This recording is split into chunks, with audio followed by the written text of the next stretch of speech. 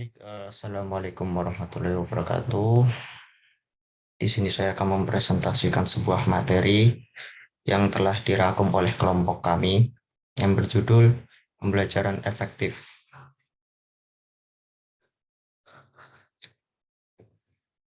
Jadi apa itu pembelajaran efektif? Pembelajaran efektif itu berfokus pada strategi yang diterapkan guru untuk menyampaikan informasi dengan cara yang paling mungkin membantu siswa memahami, menggabungkan dan menggunakan konsep dan keterampilan baru. Dalam pelajaran efektif terdapat instruksi langsung.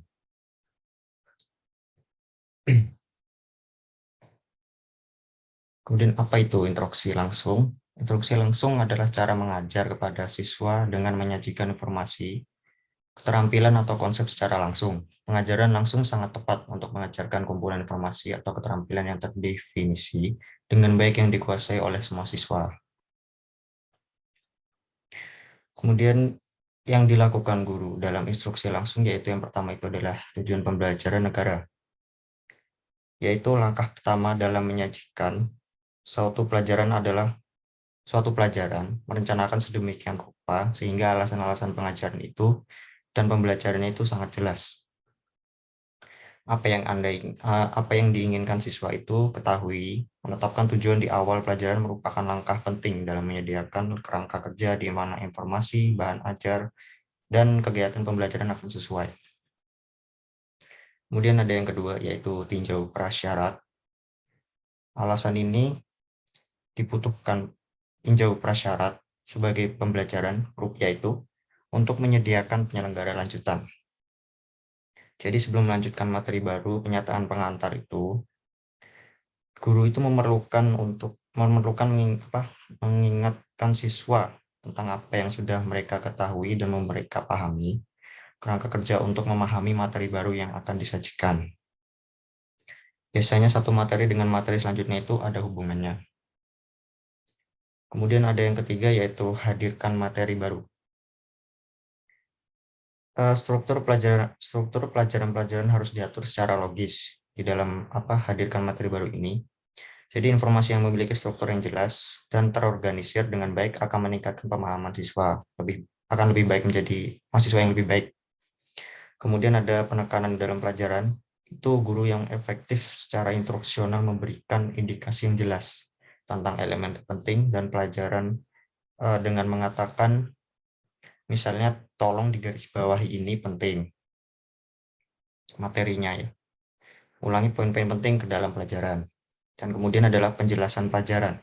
Salah satu ciri yang konsisten dari pelajaran yang efektif adalah kejelasan pelajaran itu sendiri. Bahasanya yaitu langsung, sederhana, dan terorganisir dengan baik untuk menyajikan konsep pelajaran yang secara jelas. Kemudian ada demonstrasi, model, dan ilustri. Nah, dalam menghadirkan materi ini, biasanya representasi itu visualnya dipertahankan dalam memori jangka panjang jauh lebih mudah daripada informasi yang hanya didengar. Kemudian menjaga perhatian. Kuliah yang lurus dan kering biasanya tuh sangat membosankan bagi mahasiswanya itu ataupun murid ya. Dan siswa yang bosan mungkin akan segera berhenti memperhatikan untuk itu. Hendaknya seorang guru ini memperkenalkan variasi atau aktivitas atau humor yang bisa menyemangati mahasiswa atau murid agar kembali semangat untuk belajar ya. Kemudian yang keempat itu ada melakukan penyelidikan pembelajaran. Jadi istilah melakukan penyelidikan pembelajaran itu mengacu pada salah satu dari berbagai cara untuk meminta tanggapan singkat siswa terhadap isi pelajaran. Penyelidikan pembelajaran dapat terbentuk pertanyaan di depan kelas apa saja yang dilakukan dalam penyelidikan pembelajaran. Yang pertama itu memeriksa pemahamannya. Penyelidikan ini secara tertulis memeriksa fisik atau lisan yaitu memiliki memeriksa pemahaman untuk mengetahui apakah siswa telah memahami apa yang baru saja mereka dengar, apa yang baru saja disampaikan. Jika siswa mengalami kesulitan, mungkin guru bisa memperlambat atau mendiskusikan kesalahpahaman siswa. membantu mereka belajar dari kesalahan mereka, dan memberikan menjelaskan tambahan. Jika semua siswa menunjukkan pemahaman, berarti guru beralih ke topik yang lebih baru. Kemudian ada pertanyaan. Pertanyaan kepada siswa selama pelajaran memiliki banyak tujuan, yaitu mendorong siswa berpikir lebih jauh tentang informasi yang mereka pelajari sebelumnya, atau untuk memulai diskusi. Biasanya ini siswa sering merasa terbantu untuk menghasilkan pertanyaan mereka sendiri, baik untuk diri mereka sendiri atau untuk satu sama lain. Banyak bukti menunjukkan bahwa siswa memperoleh keuntungan dari menghasilkan pertanyaan mereka sendiri, terutama pertanyaan yang berhubungan dengan latar belakangnya mereka tentang topik yang mereka pelajari, ataupun akhirnya dapat menggunakan pertanyaan sebagai penyelidikan pembelajaran. Dan kemudian ada waktu tunggu, lamanya waktu menunggu seorang siswa menjawab pertanyaan sebelum memberikan jawaban, atau guru akan melanjutkan ke siswa lain. Melemparkan pertanyaan ke siswa lain, penelitian telah menemukan bahwa guru cenderung menyerah terlalu cepat pada siswa yang mereka anggap berprestasi rendah. Sebuah praktik yang memberitahu siswa tersebut bahwa guru mengharapkan sedikit dari mereka, mungkin menunggu sekitar 3 detik setelah mengajukan pertanyaan kepada siswa, menghasilkan hasil belajar yang lebih baik daripada menyerah lebih cepat. Kemudian ada perintah panggilan. Dalam pernyataan di kelas, urutan pemanggilan menjadi sebuah perhatian, yaitu memanggil sukarelawan mungkin merupakan metode yang paling umum, tetapi ini memungkinkan beberapa siswa untuk menghindari berpartisipasi dalam pelajaran dengan menjaga tangan mereka agar tetap rendah atau good and broken. Beberapa guru bahkan membawa daftar kelas di papan klip dan menandai siswa yang dipanggil untuk memastikan bahwa semua mendapat kesempatan yang sering untuk menjawab, atau meletakkan nama siswa di stik es krim dan menggambarnya secara acak dari kaleng, ya seperti game-game gitu yang memilihkan mungkin dengan cara siswa untuk memilih satu stik es krim, ini ada di tangan guru mungkin gitu. Kemudian ada nomor 5, yaitu berikan praktik mandiri. Istilah-istilah mandiri ini mengacu pada pekerjaan yang dilakukan siswa di kelas sendiri atau berlatih atau mengekspresikan keterampilan atau pengetahuan yang baru dipelajari. Guru dapat menggunakan latihan mandiri untuk membiarkan siswa melatih pengetahuan atau konsep mereka sendiri. Penggunaan waktu latihan mandiri yang efektif itu jangan menugaskan latihan mandiri sampai Anda yakin siswa itu dapat melakukannya. Dalam istilah kognitif, latihan berfungsi sebagai latihan untuk mentransfer informasi dari memori kerja ke memori jangka panjang. Dan jaga agar tugas latihan mandiri tetap singkat, tidak panjang.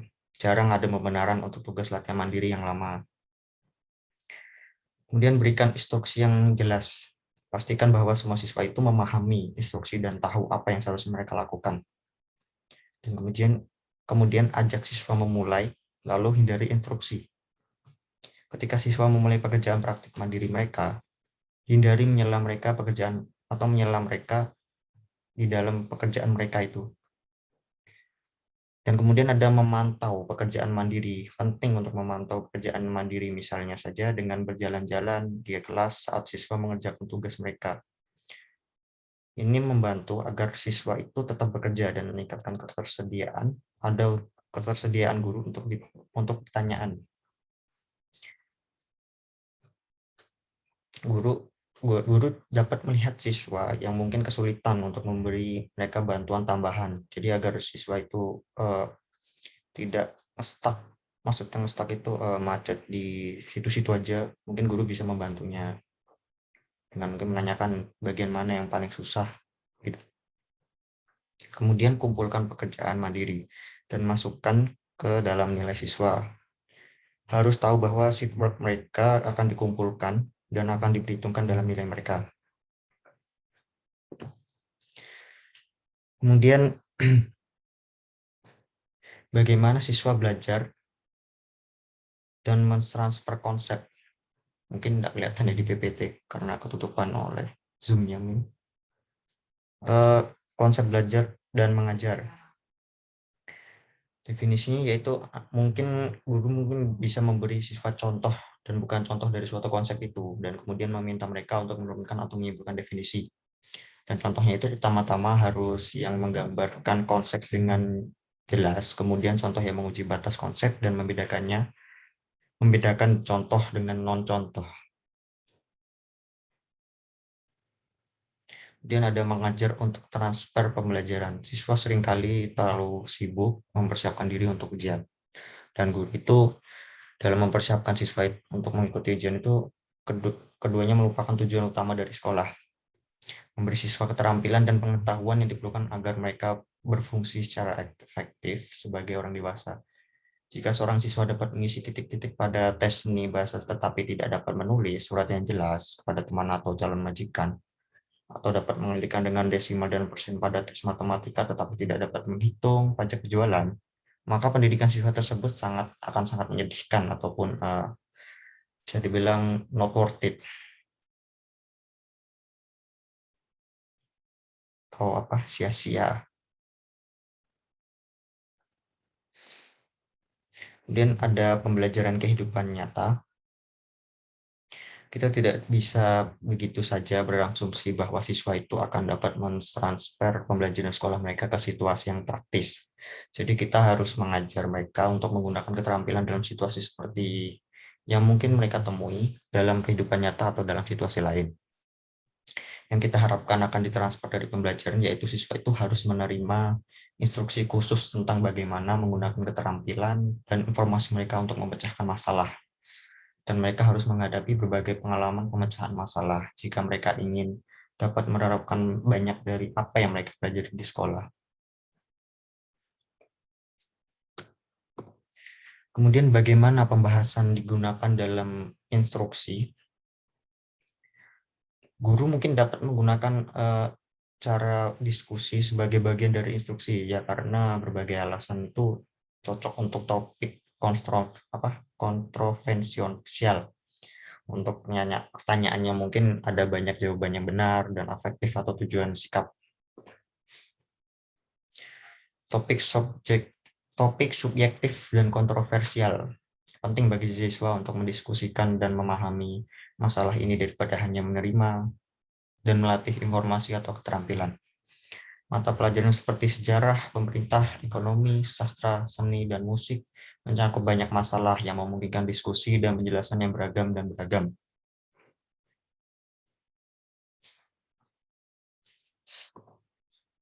Kemudian ada konsep yang sulit dan baru. Selain subjek subjektif dan kontroversial, diskusi dapat memperjelaskan topik yang memang mengandung jawaban tunggal yang benar tetapi melibatkan konsep-konsep sulit yang memaksa siswa untuk melihat sesuatu secara berbeda pandangan.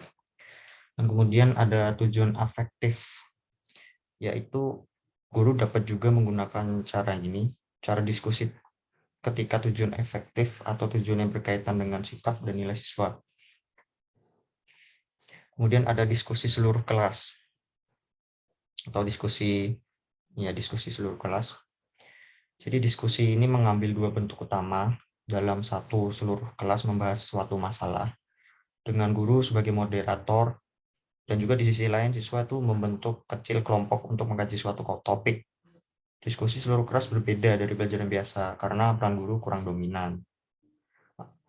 Guru juga dapat memandu diskusi dan membantu kelas menghindari jalan buntu agar agar siswa itu tidak stuck di situ-situ terus, dan juga tetapi guru juga harus mendorong siswa untuk memunculkan ide-ide mereka sendiri.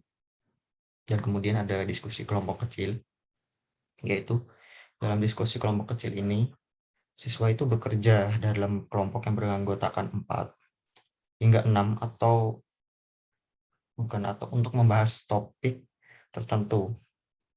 Dan guru juga berpindah dari kelompok ke kelompok untuk membantu diskusinya agar lancar.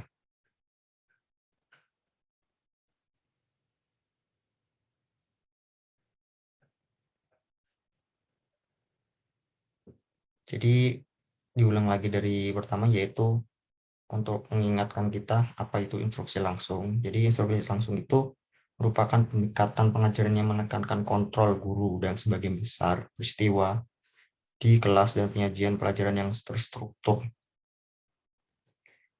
Dan kemudian bagaimana pelajaran instruksi itu langsung diajarkan?